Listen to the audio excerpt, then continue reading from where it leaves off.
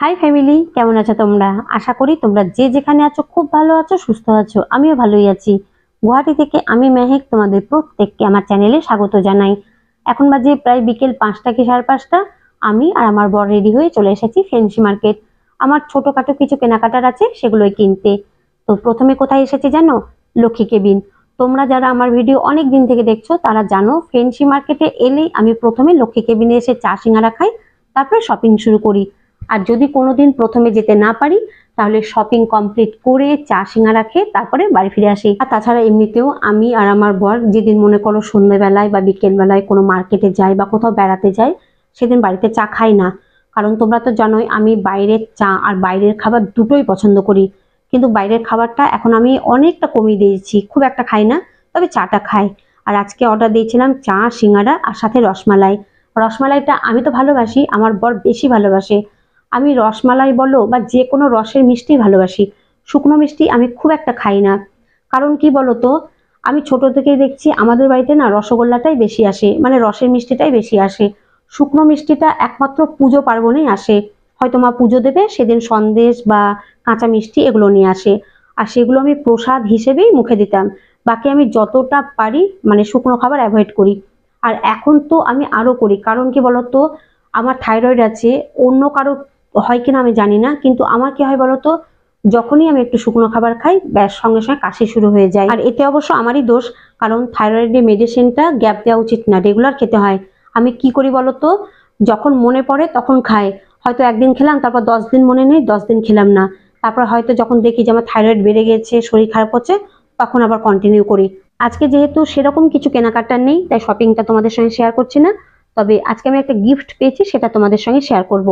তো এই দেখো, কেনাকাটা হয়ে গিয়েছে, সন্ধে হয়ে গেছে, এখন আমরা বাড়ি ফিরে যাব। আর এখন আবার সেই লক্ষ্মী কেবিনের সামনে দাঁড়িয়ে আছি। না, তবে চা খাবো না, এখন আমরা দাঁড়িয়ে আছি ক্যাবের জন্য। ক্যাব বুক করা হয়েছে, এখনো আসেনি, তো ক্যাব এলেই আমরা চলে যাব। আর এই লক্ষ্মী কেবিন দোকানটা না অনেক দিনের, মানে বহুত পুরনো। এখানকার চা সিঙ্গারা দুটোই আমার খুব পছন্দ। এই দোকানে অবশ্য লস্যিও পাওয়া যায়, তবে লস্যিটা আমি খেয়েছি, খুব একটা ভালো লাগেনি।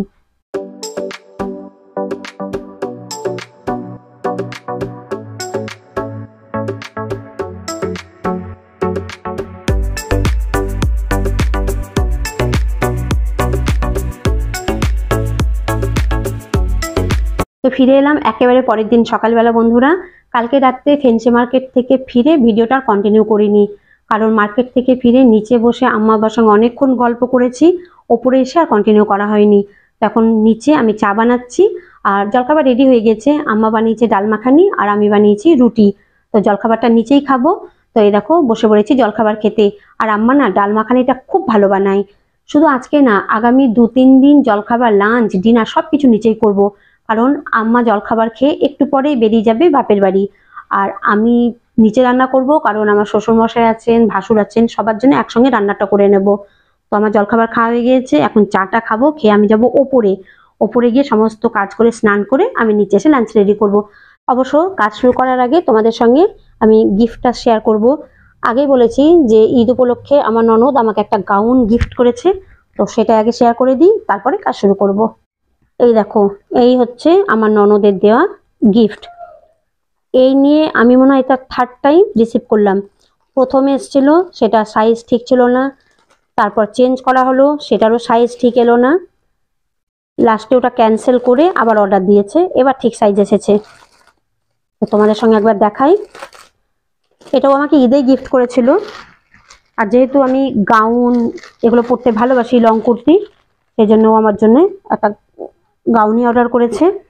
আর কালারটা না সেই আমার দারুণ লেগেছে। এই দেখো, আমার খুব ভালো লেগেছে। কাপড়টা জর্জেট, কিন্তু কি বলতো, এর ঘেরটা যদি আরেকটু থাকতো না তাহলে বেশি ভালো লাগতো। ঘেরটা আছে কিন্তু খুব একটা ঘের নেই, একটু যদি বেশি থাকতো তাহলে আরো ভালো লাগতো। কি দারুণ লাগছে না? তোমরা অবশ্যই আমাকে জানিও এটা তোমাদের কেমন লেগেছে। আমার জর্জেটে গাউন পরতে দারুণ লাগে। ও আমাকে এর আগেও একটা গিফট করেছে, যখন দিল্লি গিয়েছিল তখন আমার জন্য একটা জর্জেটের এইরকম গাউন নিয়ে এসেছিল। এমনিতে আমি বেশিরভাগ না কুর্তা সেটগুলো কটনেরই পরি, আমার কাছে কটনের কালেকশনই বেশি আছে। তবে গাউন নিলে আমি জর্জেটটা নিই। আর এটা না কি বলবো, এত সুন্দর কালার, অরিজিনাল কালারটা না ক্যামেরাতেও আসছে না জানো, আমি যে ভিডিও করছি আমি দেখছি তো কালারটা অরিজিনাল আসছে না, কারণ কালারটা আরো ডিপ। আমার তো সেই লেগেছে। তো তোমাদের কেমন লেগেছে আমাকে অবশ্যই জানিও। এই ঈদে তো এটা পড়তে পারলাম না, তো নেক্সট ঈদে পরবো, মানে কুরবানিতে। তো কেমন লেগেছে আমাকে অবশ্যই জানিও। তো চলো আজকের মতো ভিডিওটা আমি এখানে শেষ করছি। এ কদিন আমি একদম ছোট ছোট ভিডিও দিচ্ছি, কারণ সত্যি বলছি মানে কি বলতো, আমি ভিডিও বানানোর টাইমই পাচ্ছি না। তো চেষ্টা করব। আর ভিডিও বড় করাটা মানে আসল কথা না, কথা হচ্ছে ভিডিওটা যেইটুকু বানাই সেটা যাতে তোমাদের দেখতে ভালো লাগে, এটাই হচ্ছে মেন। তো আমার এই ছোট ছোট ভিডিওগুলো যদি তোমাদের ভালো লেগে থাকে তাহলে সেটা আমার কাছে অনেক। তো চলো আজকের মতো শেষ করছি, তোমরা সবাই ভালো থেকো। আমি আগামীকাল আবার একটা নতুন ভিডিও নিয়ে ফিরে আসবো।